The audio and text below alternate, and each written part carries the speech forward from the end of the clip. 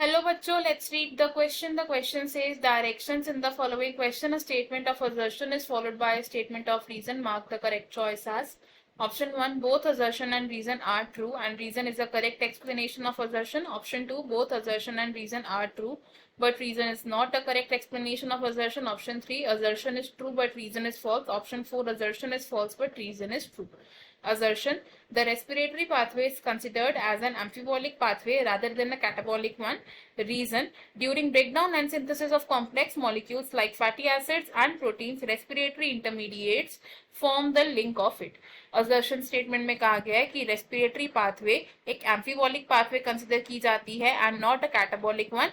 And reason statement में बताया गया है कि जब ब्रेकडाउन और सिंथेसिस होता है कॉम्प्लेक्स मॉलिक्यूल्स जैसे कि फैटी एसिड्स एंड प्रोटीन्स का, तो उसमें रेस्पिरेटरी इंटरमीडिएट्स एक लिंक फॉर्म करते हैं।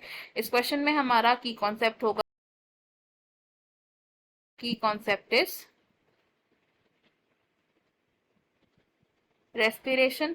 तो रेस्पिरेशन एक बायोकेमिकल प्रोसेस है जिसमें क्या होता है, एनर्जी की लिबरेशन की जाती है बाय ब्रेकडाउन ऑफ सब्सटेंसेस। अब रेस्पिरेशन को कंसिडर किया जाता है एक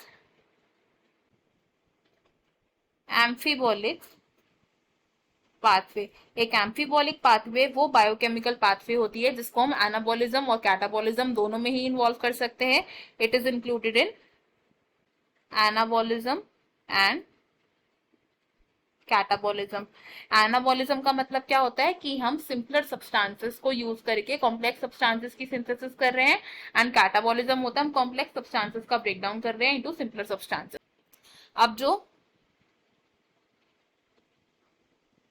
रेस्पिरेशन की प्रोसेस है इसको हम एम्फीबॉलिक पाथवे क्यों कहते हैं, because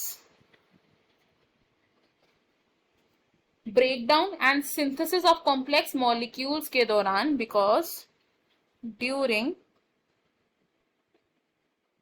breakdown and synthesis of complex molecules, हमारे जो रेस्पिरेटरी इंटरमीडिएट्स हैं, रेस्पिरेटरी इंटरमीडिएट्स हैं, ये क्या करते हैं, दे फॉर्म अ लिंक। इसका एग्जाम्पल क्या हो सकता है, let's take the example of fatty acids. तो फैट्स रेस्पिरेटरी सबस्ट्रेट्स की तरह एक्ट करते हैं, फैट्स कन्वर्ट होते हैं into fatty acids before entering the respiratory pathway.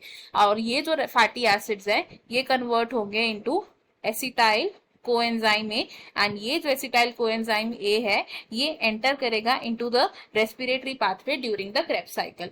लेकिन when body needs fatty acids, जब बॉडी को फैटी एसिड्स की जरूरत है तो क्या होता है, रेस्पिरेटरी पाथवे में से एसिटाइल कोएंजाइम को विड्रॉ किया जाता है, withdrawal of acetyl coenzyme A, and ये जो एसिटाइल कोएंजाइम ए है ये फर्दर क्या होता है, कन्वर्ट हो जाता है into fatty acids to fulfil the body needs.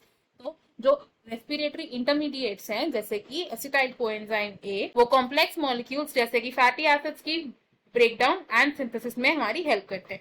तो हमने यहाँ से क्या कंक्लूड किया, हमारी जो असर्शन स्टेटमेंट है ये करेक्ट स्टेटमेंट है, रीजन स्टेटमेंट भी हमारी करेक्ट स्टेटमेंट है, एंड रीजन करेक्ट एक्सप्लेनेशन भी दे रहा है असर्शन का, तो हमारा ऑप्शन 1 करेक्ट हो जाएगा, option 2, option 3 and option 4 wrong हो जाएंगे। इस क्वेश्चन में हमारा फाइनल आंसर होगा option number 1। I hope you have understood it well. Best of luck. Thank you.